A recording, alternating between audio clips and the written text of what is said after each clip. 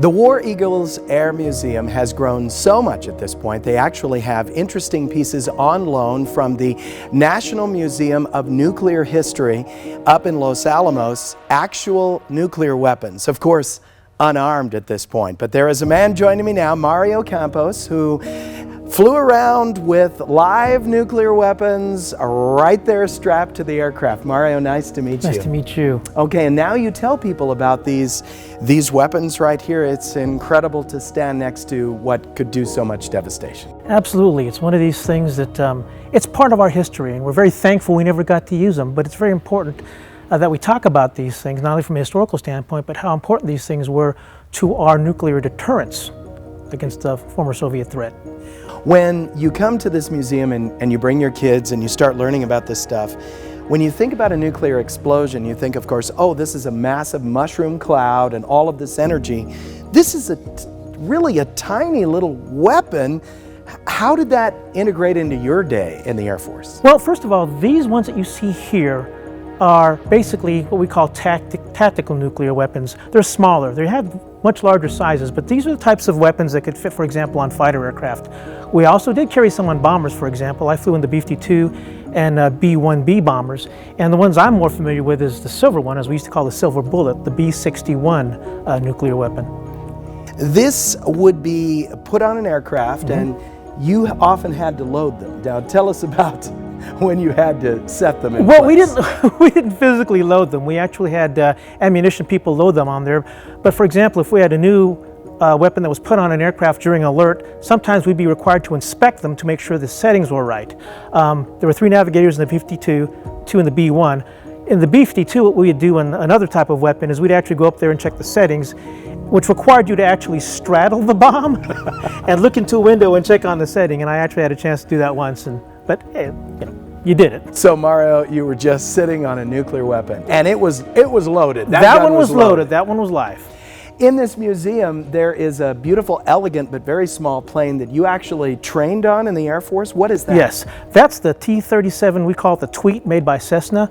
It was the Air Force's second jet trainer. It was a very good primary trainer because it was also a trainer that you could actually put into a spin and recover from.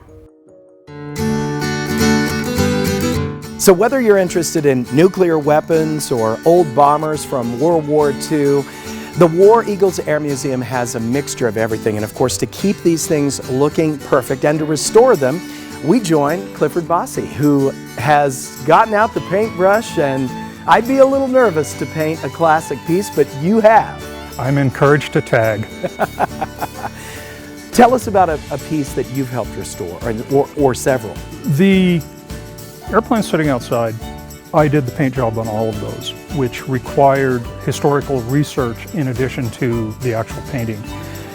Each one, when I did the research, I also had to put together graphics of what they were to look like at the end result, present that to the people that were paying for the paint, meaning the museum, and then find the time to go through the process. Each one represents a historical era. The Tupolev-2, Russian Tu-2 outside, is probably the most unique aircraft in the museum.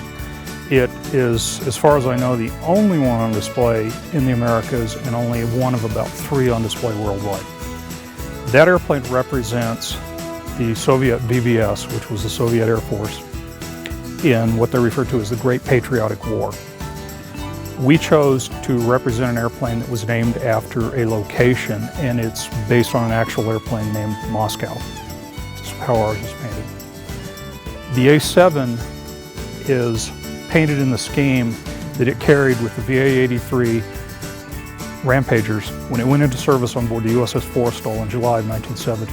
It's accurate for that airplane. And we know the history of that airplane, so we can follow it progressively through its history. The F-84 represents an aircraft with the Texas Air National Guard.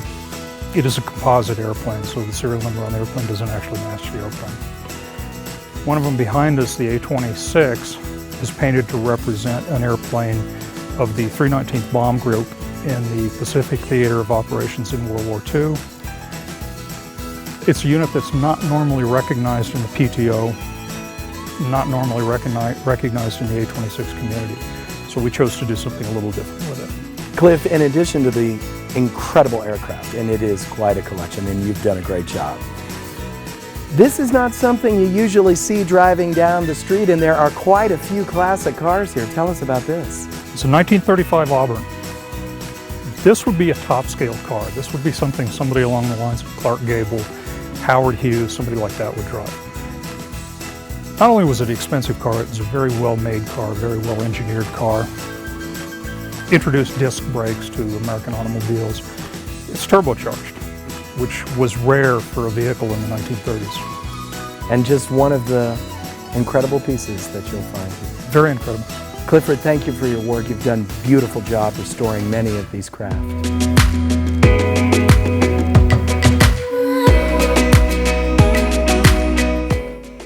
If you or your family have not come out to the War Eagles Air Museum, I strongly encourage you to support a wonderful place like this.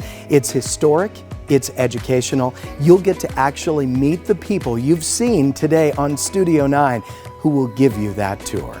We hope you enjoyed this episode of Studio 9, and until next time, keep smiling, keep shining, El Paso.